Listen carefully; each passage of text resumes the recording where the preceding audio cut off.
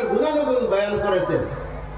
বলতেছেন ইন্নাকা লাতাসদুকুল হাদিস, আপনি সত্য কথা বলেন, আপনার জীবনে আপনি মিথ্যা কথা বলেন না। ওয়া তাহমিলুল কাল্লা, আপনি অন্যর বোঝা বহন করেন।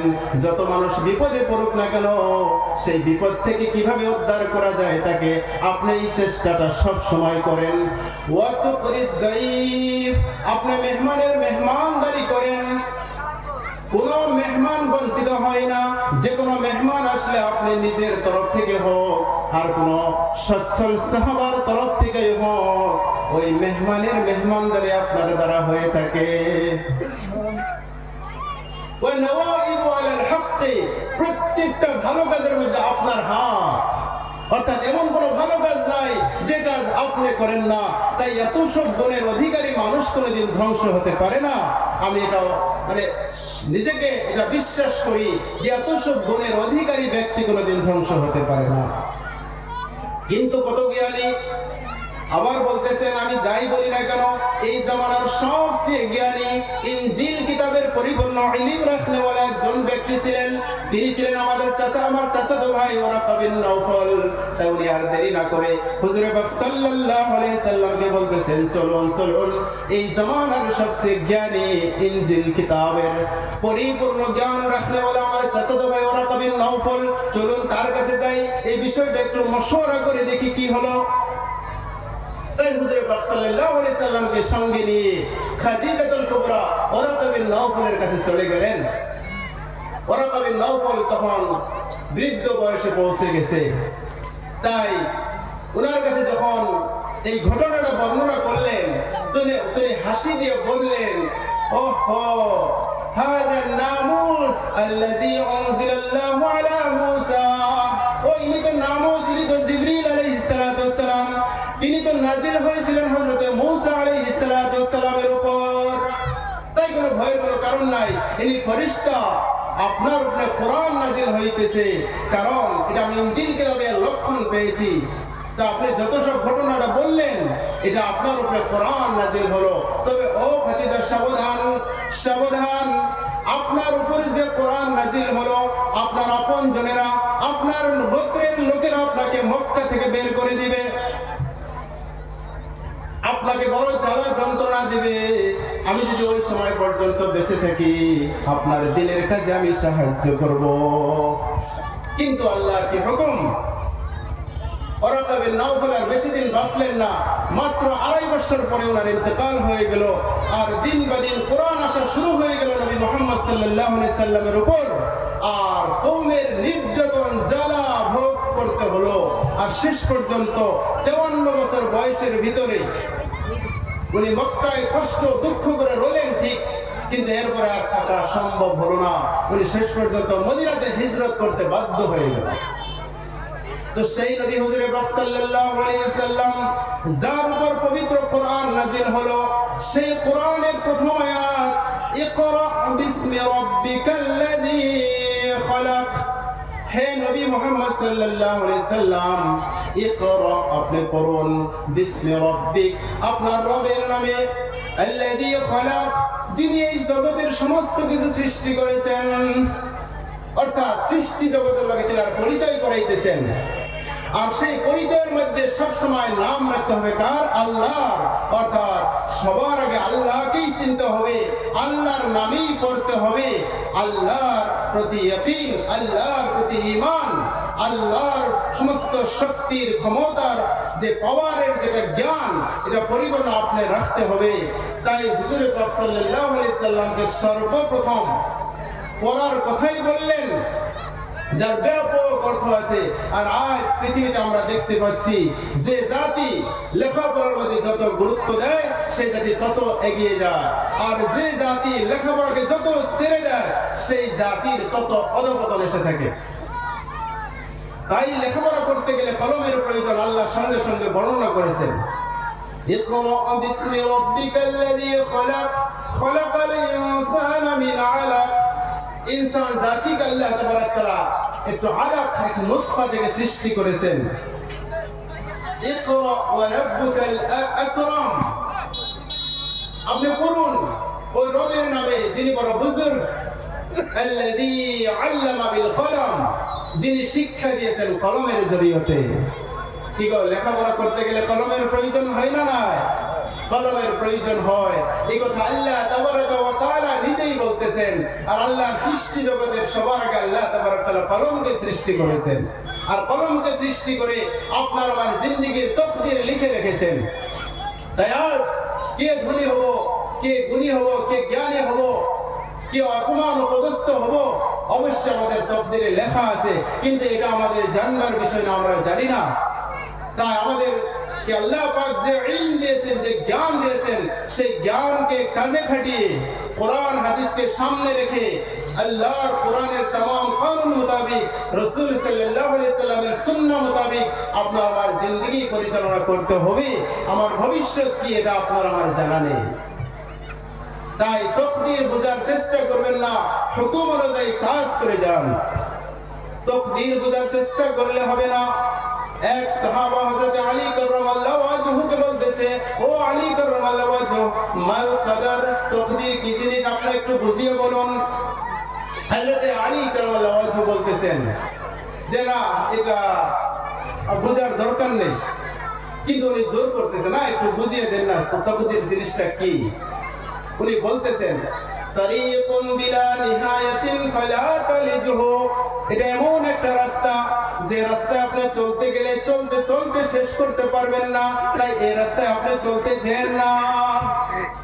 কিন্তু বেচারা আবার প্রশ্ন করছে, ইয়া আলী কাররামাল্লাহু ওয়াজহু, যদি একটু বুঝিয়ে বলতেন তকদির, ভাগ্য জিনিসটা কি, হয়তো বুঝতাম। হযরত আলী কাররামাল্লাহু ওয়াজহু জবাব দিয়েছেন, বাহরুন আমিকুন ফালা তাসলুকুহু, এটা এমন একটা সাগর যে সাগরের মধ্যে দিয়ে আপনি নামেন আপনি উঠতে পারবেন না, তাই এই সাগরে আপনি নামতে যেন না। কিন্তু বেচারা আবার তৃতীয়বার প্রশ্ন করেছেন, ইয়া আলী কাররামাল্লাহু ওয়াজহু, যদি একটু বুঝিয়ে বলতেন তকদির কি জিনিস, হয়তো বুঝতাম। উনি উত্তর দিয়েছেন, আল কদরু সিররুম বাইনাল্লাহি ওয়া বাইনা আবদিহি ফালা তাকশিফুহু, তকদির এমন একটা জিনিস, আল্লাহ এবং তার বান্দার মধ্যে একটা গোপন ভেদ, এই রহস্য আপনি খুলতে পারবেন না, তাই এটাকে খুলতে যেন না। এরপরেও আবার বলছেন, ইয়া আলী কাররামাল্লাহু ওয়াজহু, আমার তকদির কি জিনিস, এটা যদি একটু বুঝিয়ে বলতেন তাহলে হয়তো আমি বুঝতাম। এবার বসা মানুষটাকে বলছে, আপনি দাঁড়ান, উঠেন। এবার দাঁড় করিয়েছেন। এবার বলছেন, আচ্ছা আপনার একটা ঠ্যাং, একটা পাও উঁচু করেন। এবার একটা পা উঁচু করছে। এবার বলতেছেন দ্বিতীয় পাওটা উঁচু করেন। এবার তো আর পারে না। কি গো, প্রথম পাও উঁচু করার পরে দ্বিতীয় পাও কি উঁচু করা যাবে? তাই যাবে না। তাই উনি এবার বলতেছেন, হাযা হুয়াল কদর, এইটাই তকদির, যে তুমি প্রথম পাও চেষ্টা করেছো, পেরেছো, এবার দ্বিতীয় পাওটা উঁচু করার চেষ্টা করতেছো কিন্তু তুমি পারতেছো না, অর্থাৎ তোমার পারার বাইরে এটা, অর্থাৎ হাযাল আল কদরু হাযা হুয়া কদর, এই জিনিসটাই এই মতই যে আমরা যা জগতে যা করতেছি, পারতেছি, চেষ্টা করতেছি, আলহামদুলিল্লাহ, আমার চেষ্টা যদি সহি হয়, আমি এক কদম উঠানোর যোগ্যতা আছে, যদি আমি উঠাই, এবার দ্বিতীয় কদমের যোগ্যতা নাই, যদি না উঠাই কোনো সমস্যা নেই, কিন্তু প্রথম কদম তো উঠাতে পারছি, আমি কেন উঠাই না? আমি তো ইচ্ছা করলে মসজিদে যেতে পারি, কেন যাই না?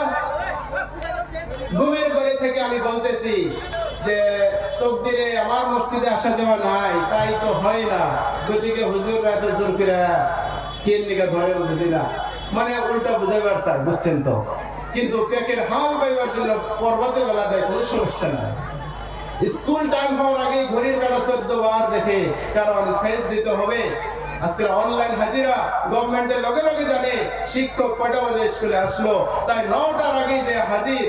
গুয়াহাটির প্লেয়ার আমাদের এই ভিতর অঞ্চলে 9টার আগে আসে হাজির। তার মানে দুনিয়ার ব্যাপারে আমরা এত চৌকন না, এত চালাক, এত ধ্যান ও খেয়ালের সাথে চলি, যেটাকে ধর্মের সাথে রিজাইলে অত্যন্ত বেমিল দেখা যায়। এজন্য মুহতারাম হাজিরিন, আমরা অবশ্যই দুনিয়া ও আখিরাতের দুই জাহানের কামিয়াবির জন্য আমরা কোরআন হাদিসের দিক নির্দেশনা নিয়ে জিন্দেগি চালাতে হবে, যদি চালাই লাভ হবে। আর এর জন্য আমরা বড়রা যে ঠকা ঠকছি, এই ঠকা যেন আমাদের ছোটরা না ঠকে। এর জন্য আমাদের দ্বীনি শিক্ষা প্রতিষ্ঠান, সবাহি মক্তব, মাদ্রাসা, স্কুল কলেজের লেখাপড়া, এটা ছোটবেলায় সুন্দরভাবে প্রত্যেকটা শিশু বাচ্চার মধ্যে পরিপূর্ণভাবে আসাটা বহুত জরুরি। যদি না আসে তাহলে আজ আপনি আর কি পস্তাইছেন, আপনার সন্তানেরা আরো বেশি পস্তাইবে।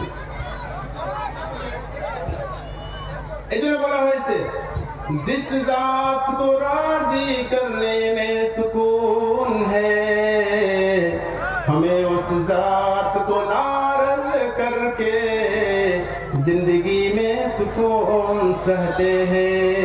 যে জাতকে রাজি করার মধ্যে আপনার আমার জিন্দেগীর কামিয়াবি লুকিয়ে রয়েছে, আমরা সেই জাত আল্লাহকে নারাজ করে জিন্দেগীর মধ্যে শান্তি তালাশ করতেছি। হবে না, হবে না। শান্তি আল্লাহ পাকের কুদরতি হাতের মুঠে।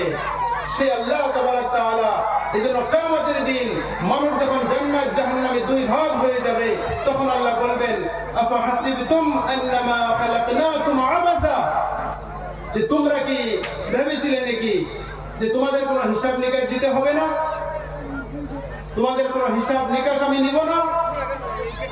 না না, অবশ্যই আমি তো হিসাব নিকাশ নিব। হ্যাঁ, তোমরা আমার কাছে ফিরে আসতে হবে না, এই কথা তোমরা ভেবেছিলে নাকি? না। আজ তোমরা বলো, জান্নাতীদেরকে আল্লাহ বলবেন, তোমরা বলো দুনিয়ায় তোমরা কতদিন ছিলে? তখন ওই জান্নাতবাসীরা কি বলবে জানেন? ইয়া আল্লাহ, একদিন কিংবা তো একদিনের চেয়েও কিছু কম সময় আমরা দুনিয়াতে ছিলাম। আল্লাহ বলবেন, তাহলে তোমরা তো বড় ভাগ্যবান যে তোমরা ওই একদিন কিংবা একদিনের কম সময়ের ভিতরে আমার মহব্বত, আমার রহমত, আমার রিজা আর আমার চিরকালের জান্নাতের এই নিয়ামতে তোমরা হাসিল করে ফেললে, তোমরা তো বড় সৌভাগ্যবান। সুবহানাল্লাহ, আল্লাহ পাক এই কথা বলবেন। এবার জাহান্নামীদেরকে বলবে, ও জাহান্নামীরা, তোমরা দুনিয়াতে কতদিন ছিলে? এবারে জাহান্নামীরা উত্তর দিবেন, আল্লাহ, আমরা দুনিয়াতে একদিন কিংবা একদিনের চেয়েও তো কিছু কম সময় ছিলাম। আল্লাহ বলবেন, তাহলে তোমরা কত বড় ক্ষতিগ্রস্ত যে একদিন বা একদিনের চেয়েও কম সময়ের মধ্যে তোমরা আমার ক্রোধ, আমার রাগ, আমার গুসা, আমার চিরকালের জাহান্নামের দর্দনাক আযাব তোমরা কামাই করে আসলে। তাহলে এবার তোমরাই বলো, তোমরা কত বড় ক্ষতিগ্রস্ত হয়ে গেলে। তো মুহতারাম দোস্ত বুজুর্গ, সেই জাহান্নামে আমরা চিরকাল আফসোস করতে হবে। এই জন্য আল্লাহ তাবারক তাআলা বলতেছেন, মান আমিলা সালিহাম মিন যাকারিন আও উনসা ওয়া হুয়া মুমিনুন ফালানুহইয়ান্নাহু হায়াতান তাইয়্যিবা। যারাই নেক আমল করবে, তারা পুরুষ হোক আর মহিলা হোক, তারা পুরুষ কিংবা মহিলা হোক, তারা তো মুমিন, আর তাদেরকে আল্লাহ তাবারক তাআলা হায়াতান তাইয়্যিবা, অর্থাৎ পবিত্র একটি জীবন দান করবেন। পবিত্র জীবনের অর্থ মুফাসসিরিনে কিরাম লেখছেন, হায়াতান বিলা মাউতিন, মউতবিহীন জীবন দান করবেন আল্লাহ তাবারক ওয়া তাআলা। দুনিয়াতে মানুষ ইন্তেকাল হয়, তাই না গো? মানুষ কি হয়? ইন্তেকাল হয়। ইন্তেকাল শব্দের অর্থ কি জানেন? ইন্তেকাল শব্দের অর্থ হলো পরিবর্তন। অর্থাৎ এই ক্ষণস্থায়ী জীবন থেকে পাল্টিয়ে আমরা চিরস্থায়ী জিন্দেগির দিকে ধাবিত হলাম, চিরস্থায়ী জিন্দেগির রাস্তায় আমরা রাস্তা ধরলাম। তাই এই শব্দটা ইন্তেকাল, আমাদের পরিবর্তন। আমাদের রূহটা যখন আল্লাহ নিয়ে যায়, আজরাইল আলাইহিস সালাম যখন রূহটা বের করে, তখন আমার ইন্তেকাল হয়ে গেল। অর্থাৎ এই বডি আর দুনিয়াতে আর সুস্থ থাকবে না, এটা পচে গলে দুর্গন্ধময় হয়ে যাবে। তাই এটাকে তাড়াতাড়ি কবরে দিতে হয়। কিন্তু রূহ, এটার মরণ নেই, এটা চিরকালের জন্য আল্লাহ বানিয়েছেন, এর আর মরণ নেই। তাই সেই রূহকে আল্লাহ তাবারক ওয়া তাআলা আবার একটা খাসার মধ্যে এটা ফিটিং করবেন, আর চিরস্থায়ী জীবন তখন শুরু হয়ে যাবে। ওটার আর শেষ নাই। সেই আমাদের অনন্তকালের জীবনে আমরা কামিয়াবির জন্য আজ দুনিয়াতে সামান্য একটু মেহনতের প্রয়োজন। এই যে ওয়াজ মাহফিল কেন করে, যে দেখি একটু সময় আলিম উলামাদেরকে দিয়ে দু চারটি কোরআন হাদিসের কথা বললে যদি মানুষের দিলটা পরিবর্তন হয়ে মসজিদমুখী হয়ে যায়, আলহামদুলিল্লাহ, মানুষ তো জাহান্নাম থেকে বেঁচে গেল। তাই এটা তাবলীগ। আল্লাহ তাবারক তাআলা নবীজিকে বলতেছে, ইয়া আইয়ুহান নবী ইন্না আরসালনাকা মুবাশশিরান ওয়া নাযীরা। হে নবী মুহাম্মদ সাল্লাল্লাহু আলাইহি সাল্লাম, নিশ্চয় আমি আপনাকে দুনিয়ার জমিনে পাঠিয়েছি সুসংবাদ দেওয়ার জন্য মানুষকে, ওয়া নাযীরা, এবং জাহান্নামের ভয় ভীতি মানুষকে প্রদর্শন করার জন্য। তাই নবী সাল্লাল্লাহু আলাইহি সাল্লাম দুনিয়ার জিন্দেগিতে মানুষকে বারবার নসিহত করেছেন যে কি জান্নাত জাহান্নাম কি জিনিস, তাই স্পষ্ট সাহাবার সামনে তুলে ধরেছেন। আর সাহাবার এত ইয়াকিন হয়ে গেছে যে সাহাবারা বলছেন, যদি আমাদের সামনে এখন জান্নাত আনা হয় বা জাহান্নাম আনা হয়, আমাদের ঈমান একটু বাড়বেও না কমবেও না। অর্থাৎ জান্নাত জাহান্নামের প্রতি আমাদের বিশ্বাসের মধ্যে এক কিঞ্চিত পরিমাণও কম নেই। তাই সাহাবার ইয়াকিন বড় মজবুত ছিল। আর সাহাবা এজন্য দ্বীনের খাতিরে নিজেকে কুরবান করে ফেলেছেন, ছাগল বকরি ভেড়ার মতন জিহাদের ময়দানে শাহাদাত বরণ করেছেন। তবু জান্নাতে যেতে হবে, এই চ্যালেঞ্জ সাহাবার ছিল। আর আজ আমরা সামান্য দুনিয়ার ক্ষণস্থায়ী জিন্দেগির লোভ মায়া মোহ এগুলার জন্য আমরা হারামকে হারাম বলি না, হালালকে হালাল বলি না, একবারে পিছা আমরা সব আমল করে দিতেছি নিজের নফসের চাহিদা অনুযায়ী। এই জন্য আমার দোস্ত বুজুর্গ, আমরা কোরআনের দিক নির্দেশনা এবং সাহাবায়ে কেরামের যে আমাল, এই আমাল আমাদের জিন্দেগিতে ফিট করতে হবে। যদি আমরা ফিট করি, অবশ্যই আমরা লাভান্বিত হব। কারণ আল্লাহ তাবারক তাআলা এই কুদরত, এই ক্ষমতা রাখেন আপনাকে আমাকে পুনর্জীবন দেওয়ার জন্য।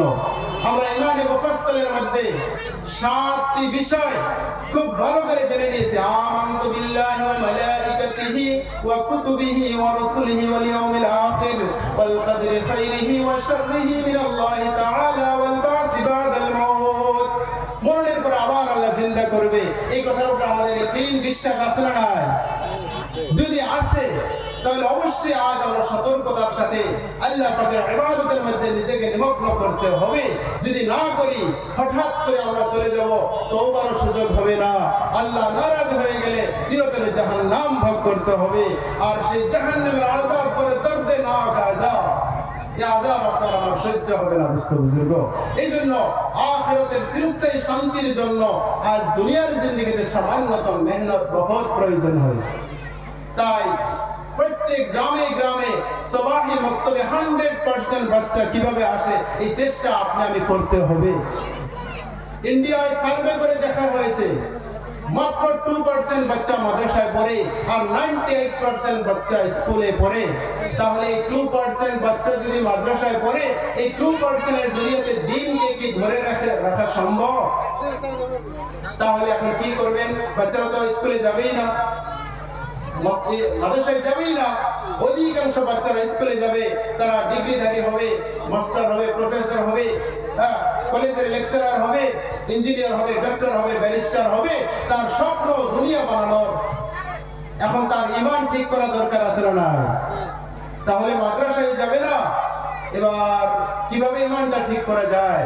তার জন্য আমাদের আকাবিরিন হযরত, আমাদের মুরব্বিয়ানে আযম আমাদেরকে বারবার পরামর্শ দিয়ে থাকে যে প্রত্যেকটা গ্রামে গুঞ্জে সবাহি মক্তবকে মজবুত করে তোলো। 100% বাচ্চা যেন ওই 1-1.5 ঘন্টার মক্তবে গিয়ে মক্তবের শুদ্ধ তালিমটা নিয়ে নিজের অন্তরের মধ্যে আল্লাহ পাকের কোরআন সিনায় ধারণ করে, আর হালালকে হালাল, হারামকে হারাম যেন পৃথক করে চলার, পার্থক্য করে চলার যোগ্যতা হাসিল হয়। একটা শিশু বাচ্চা যদি মক্তবে 5 বছর ভালোভাবে পড়ে, এই বাচ্চাটা সমস্ত হালাল হারাম আর তামিজ করার যোগ্যতা এসে যাবে। 5 ওয়াক্ত নামাজ সহি শুদ্ধভাবে শিখতে পারবে। কোনটা ওয়াজিব, কোনটা ফরজ, কোনটা সুন্নাত, কোনটা মুস্তাহাব পরিপূর্ণ জেনে যাবে। কোন কোন কারণে নামাজ ফাসিদ হয়ে যায়, কোন কোন কারণে নামাজ ওযু ভঙ্গ হয়ে যায়, এই সমস্ত বিষয় তার ইলমের মধ্যে এসে যাবে।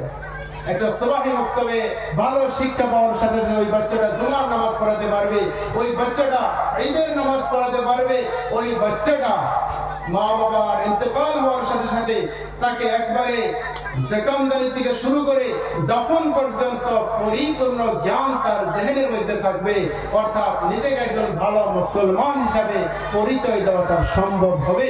গতিকে আমরা যতজন উপস্থিত আছি, আমরা নিজের নিজের এলাকায় 100% বাচ্চাকে কিভাবে মক্তবে নেওয়া যায় এই চেষ্টা করবো ইনশাআল্লাহ। হাত তুলে আমরা দেখি যে ইনশাআল্লাহ আল্লাহ তাবারক তাআলা সবাই মক্তবের এই মেহনত করার আমাদেরকে তৌফিক দান করুন। আর যতগুলো মাদ্রাসা আছে, যাতে মাদ্রাসার শিক্ষা সুন্দরভাবে চলে, মাদ্রাসায় ছাত্র যাতে বাড়ে, এই চেষ্টা আপনি আমি করতে হবে। যদি করি লাভ হবে। আজকের যে সমাজ আমরা যা দেখতেছি আর চেঞ্জিং হয়ে যাবে, পরিবর্তন হয়ে যাবে। আল্লাহ পাক আমাদের মেহনতের উসিলায় এই জেনারেশনকে চেঞ্জ করে সম্পূর্ণ একটা দিনদার পরহেজগার মুত্তাকি একটা পরিবেশ আল্লাহ আমাদেরকে দেখার তৌফিক দান করবেন। আল্লাহ তাবারক তাআলা কি করতে না পারেন, হযরত উযাইর আলাইহিস সালাম কাফির বাদশা বখতে নসরের জামানায় ওই জামানার নবীকে কয়েদ করলেন, আর কয়েদখানা থেকে জেলখানা থেকে মুক্ত হয়ে যখন বের হয়ে আসলেন, বাইতুল মুকাদ্দাসের এই চতুর্দিক এরিয়াটা ওই কাফির বাদশা আবাদ করে ফেলেছেন।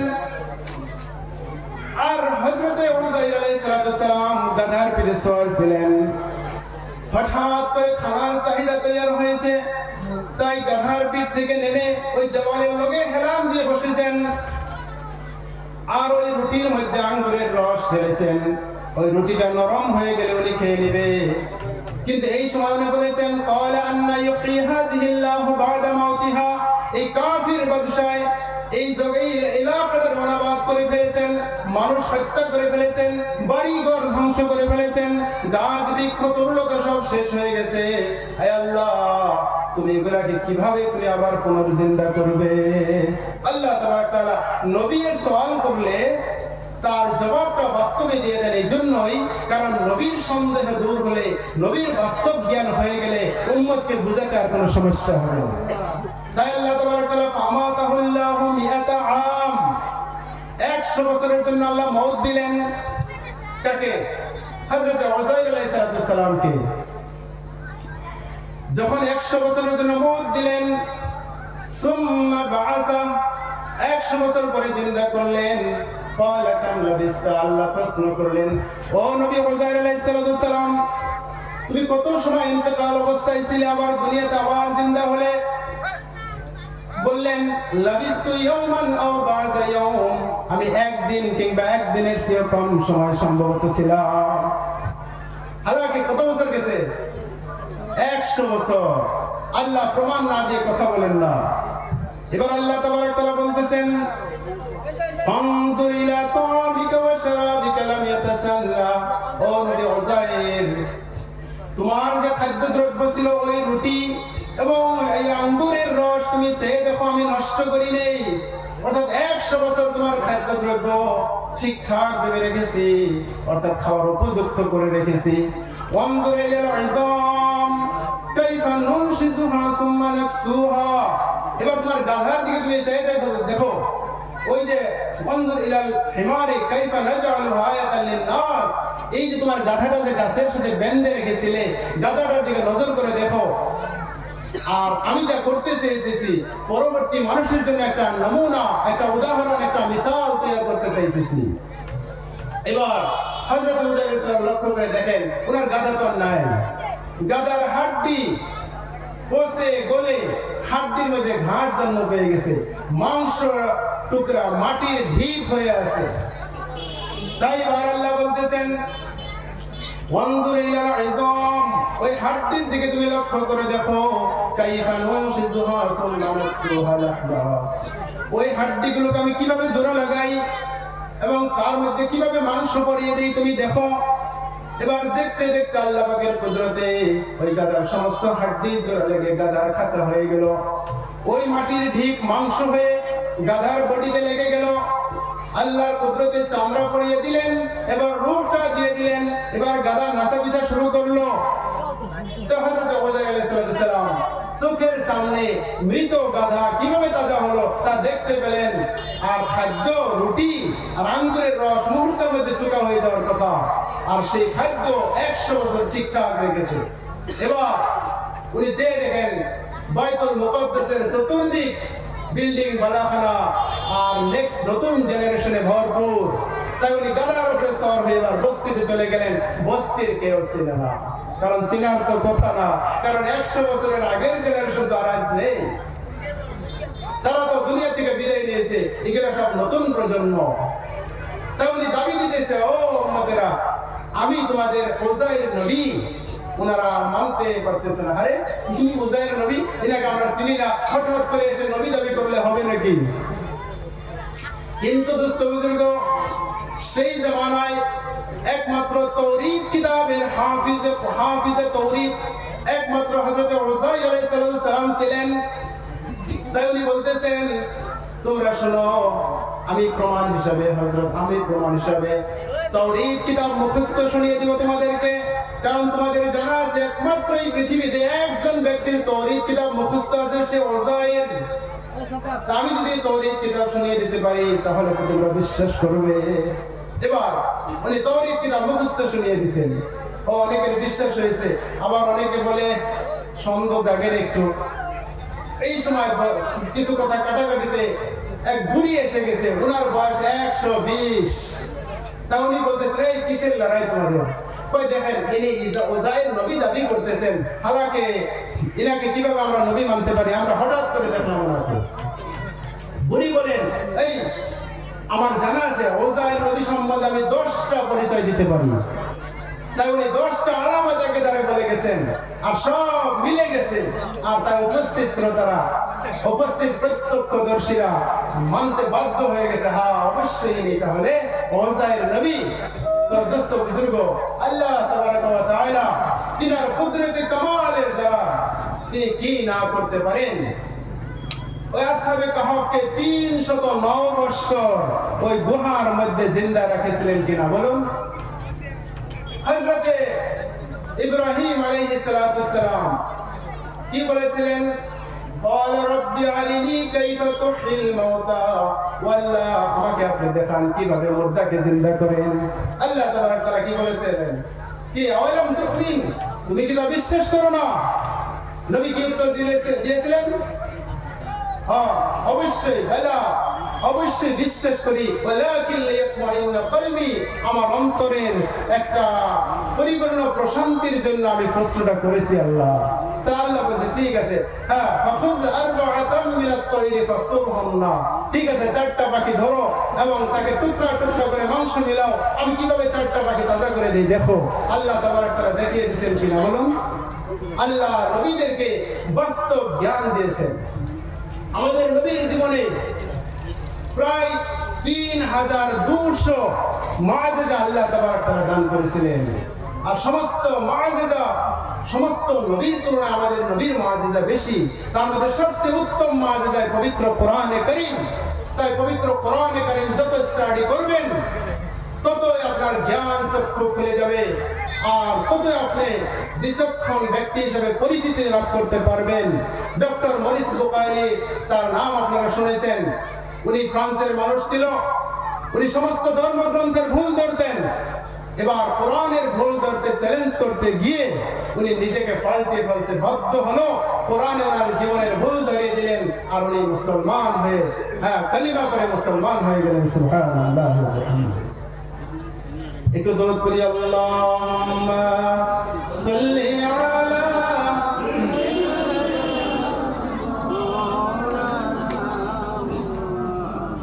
ওয়া আলা আলি সাইয়্যিদিনা মাওলানা মুহাম্মাদ। আল্লাহুম্মা সাল্লি আলা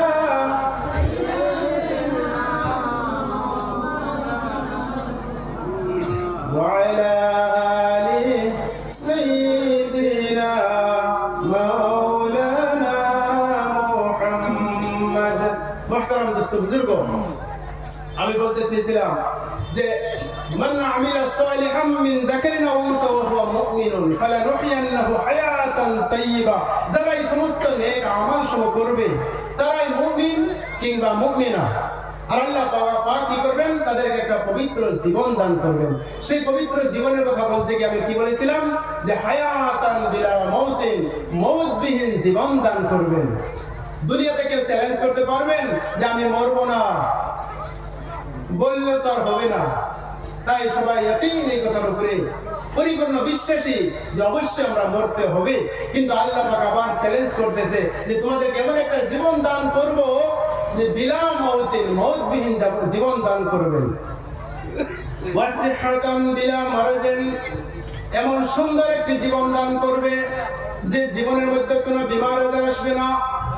কি গো, দুনিয়ায় যে যত সুস্থতায় আছি, কোনো না কোনো দিক দিয়া কোনো না কোনো বেমারে একটু একটু টুকাটাকি দেয় না কম। আর যারা বয়সস্থ হয়ে গেছেন তাদের তো আর বেমারের হদ নাই।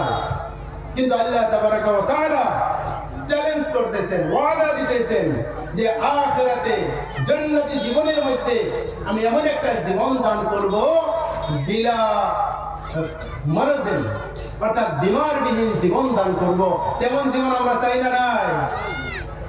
দুনিয়ার মানুষে ধন সম্পদশালী হতে চায়, কিন্তু আল্লাহ তাবারাক তাআলা বলতেছেন দুনিয়ার ধন সম্পদ এটা ক্ষণস্থায়ী, এই আছে এই নাই। কিন্তু আখিরাতের জিন্দেগিতে তোমাদেরকে এমন একটা রাজত্ব দান করবেন, মুলকিন বিলা হালকিন, এমন বাদশাহী তোমাদেরকে দান করা হবে যে বাদশাহী ধ্বংস হওয়ার কোনো ভয় থাকবে না। অর্থাৎ চিরকালের জন্য বাদশাহ জান্নাতের মধ্যে। জান্নাতের এক চাবুক পরিমাণ জায়গা দুনিয়াকে বিক্রি করলে আপনি মূল্য দিতে পারবেন না। তেমন জান্নাত, যার একটা ইট সোনার, যার একটা ইট ইয়াকুতের, একটা ইট জবরদস্তের, এমন এক জান্নাত সাজানো থাকবে যার মধ্যে আপনার মধুর নহর থাকবে, পানির নহর থাকবে, গাখীরের নহর থাকবে, শরাবের নহর থাকবে। দুনিয়ার নহর তো তল দিয়ে থাকে, জান্নাতের নহর সরজমিনের উপর দিয়ে থাকবে। সুবহানাল্লাহ।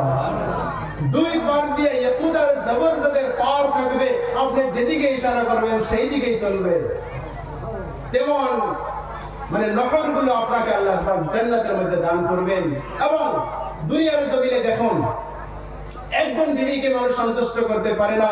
আল্লাহ পাক তাবারাকা তাআলা এমন জওয়ানি জিন্দেগি আপনাকে জান্নাতে দান করবেন, নিম্নতম 70টা হুর দান করবেন।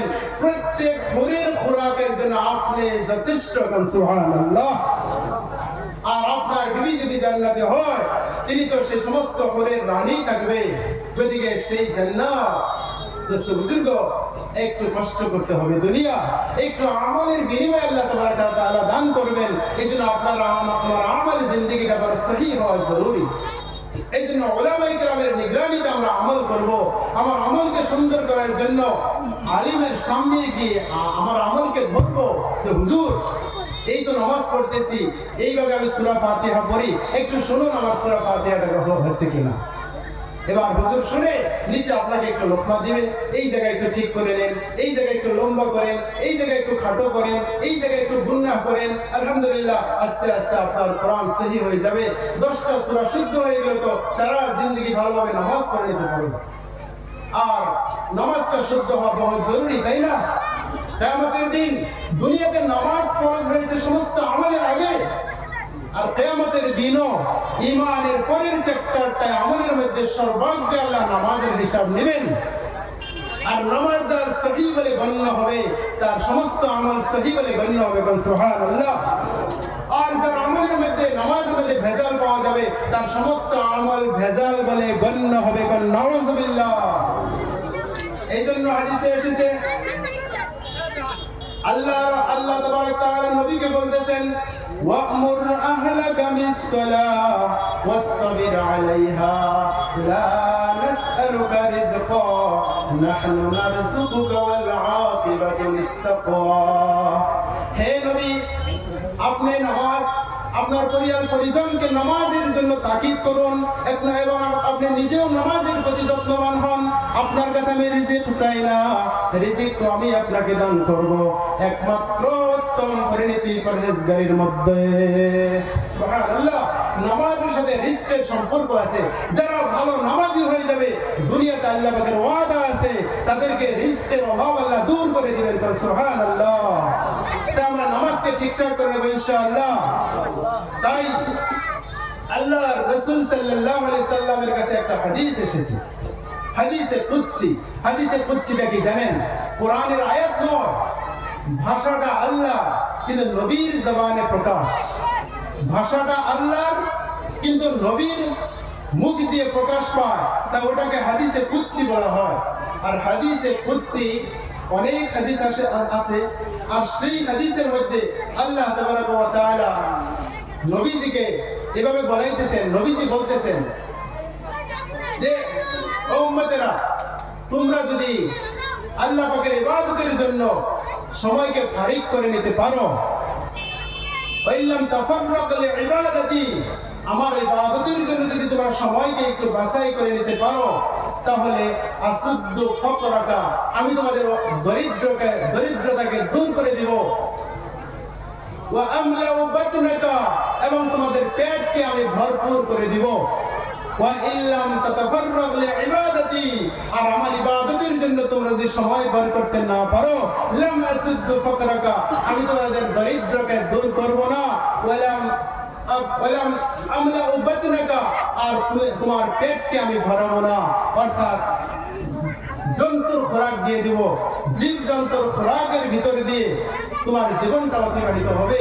আর তোমাকে আমি শত শত পেরেশানিতে ঢেলে দিব, শত শত পেরেশানিতে তোমার জীবনটা বরবাদ হয়ে যাবে। এই জন্য আমরা নিজের জিন্দেগিতে নামাজটা ঠিকঠাক করে নেওয়ার চেষ্টা করবো ইনশাআল্লাহ। আলহামদুলিল্লাহ, ঈমান তো আমাদের আছে, সেই ঈমানের সাথে সাথে আমালকে সুন্দর করতে হবে।